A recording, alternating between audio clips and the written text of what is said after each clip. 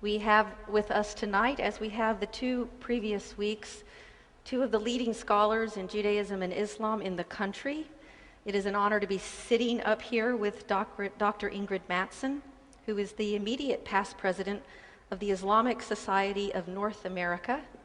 She is the director of the McDonald Center for the Study of Islam and Christian-Muslim Relations and a professor of Islamic Studies at Hartford Seminary in Connecticut.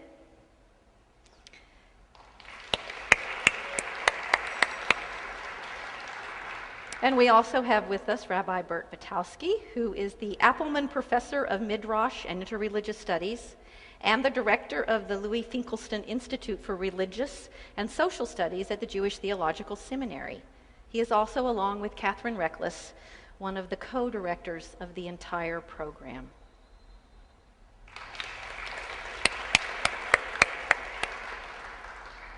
So this is the third week that we have gathered together. The first week we talked about the resources our traditions bring to helping communities and individuals deal with events of catastrophic tragedy and suffering. The second week, we pulled this conversation into theological reflections on the topic of mourning and what happens when communities bring, in the context of that tragedy, the voices of suffering into the public sphere. I'm going to begin our conversation, and we'll talk for about 10 minutes this evening, and we will then turn all three of us together after our individual lectures to a shared discussion on the topic of healing, a topic without which this conversation would not be complete. Healing. It's the most significant dimension of our conversations thus far. How do communities not simply name and mourn, but begin to think through the activity of moving forward?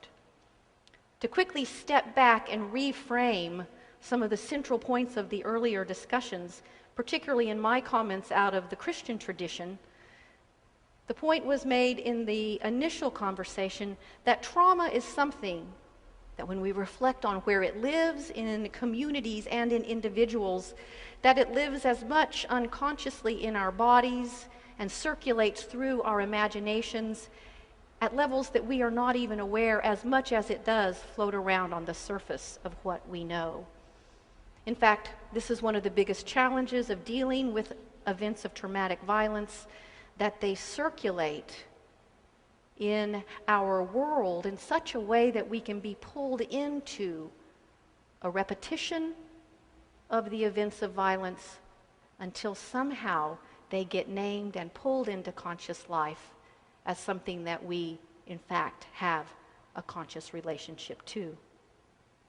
Last week we talked about how mourning is one of the first steps of pulling these events into the public sphere. It's the process of beginning to speak it. And in this context, the stories of our traditions often are the vehicles that carry the speech of trauma that cannot be had otherwise. They teach us, in a sense, how to narrate what it is we don't always even know. And in this context, anger is essential, confusion is essential, and embodied action is essential. And now we come to the topic of healing. And this is the point in the conversation about traumatic violence and what it does to us that is very easy to get trivial. It's very easy to take a kind of Pollyannish turn here and say this evening we get to the point where we make it all okay. When it comes to reflections on healing, the most important thing to say is there is no one way to heal. And anyone who walks into the realm of engaging traumatic violence has to face, right off the bat, that for many people and communities, healing may never come. And until communities have the courage to face that, the possibilities opened up will not, in fact, unfold before them. When you look at the literature on trauma and what religious communities have said over the centuries about it, again, there is no one way to think about healing, but there are shared features that come to the fore.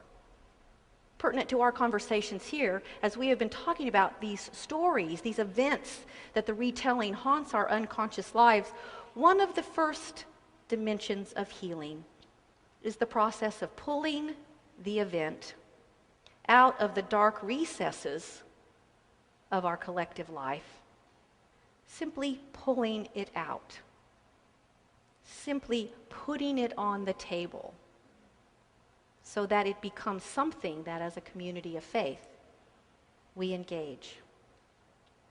The second step that we see across traditions in terms of healing is, in addition to putting it there on the table as a community, it needs to have some sort of name given to it. It gets pulled up into our religious stories, and that naming happens when we are able to connect it to the activity of our ancestors many centuries before, and the language they used to articulate suffering. And here, in the third moment, comes the most difficult piece of all. And that is the story that has been pulled out of the dark and given a name, has to also be given an ending in which the world goes on. Because one of the challenges about the way trauma takes hold of us is it has no ending. It simply repeats. It simply circulates. So what does it take to give the story an ending? Well, notice here, when we engage this in our communities of faith, that ending is not an ending that gets imposed upon events of enormous suffering by saying, and in some far-off wonderful moment all will be made right, and that is sufficient for how we engage right now. No, the existential work of it is to create a space in the imagination in which the world is able to simply go on. To simply go on. There is much literature in the annals of theology, particularly in the West, of this dynamic of speaking and giving ending as a dynamic in which the events are testified to and a witness is had. For in the context of the unspoken, to simply be seen is to begin the process of pulling into that space a logic that is wedded into what is regular in our lives. For me, one of the most compelling forms to think about this three-tiered process is written in the Psalms, that each Sunday in the Reformed tradition of the Christian church are read in church. And the Psalms nicely divide, and again, this shows us how the existential echoes of what we're dealing with here go back centuries and cut into the soul of the human person. Nicely divide into those psalms that begin at the beginning, simply establishing the person who speaks them trust in the world. That voice can be had. Oh, I stand here before you. Oh, Lord, I stand here and pray.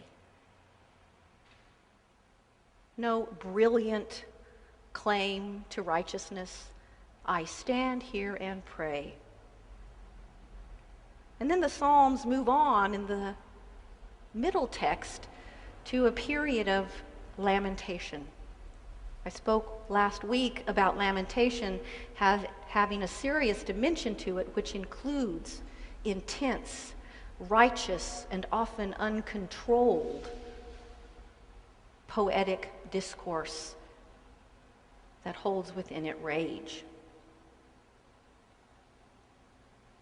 And then the Psalms, as an activity of extended praying, come to the concluding Psalms. And what is so appealing about these is not that a great ending occurs, but these are Psalms that in my mind I come back again and again to the image of baking bread.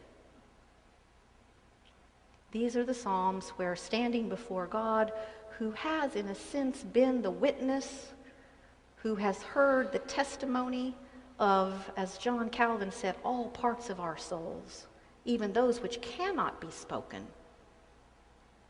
having heard our testimony in prayer, then gives us in that space the power to walk down the street with a child, to come home at night and cook a meal, and to wake up the next morning knowing that there is before you a day. There's much more to be said about the process of healing, and we are going to come to that in our conversation together. But I want to end on just a few quick points that I think are important to frame this discussion. One of the easiest ways to get Pollyannish at this point is to talk in trivial ways about forgiveness and what it means in the healing process for forgiveness to come, as if when one's dealing with trauma, forgiveness is simply the act of saying to one who has apologized, it is accepted.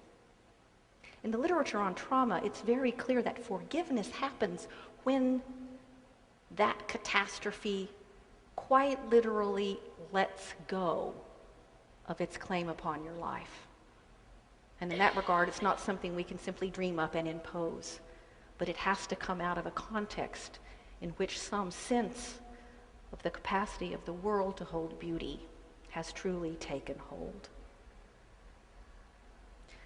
Secondly, when it comes to the liturgies of healing that a whole entire city might take on, it's going to, yes, be the grand liturgies that we see in September, but perhaps even more importantly, if healing is about going on and going forward, then those gestures of healing are in New York simply the fact that for 10 years now,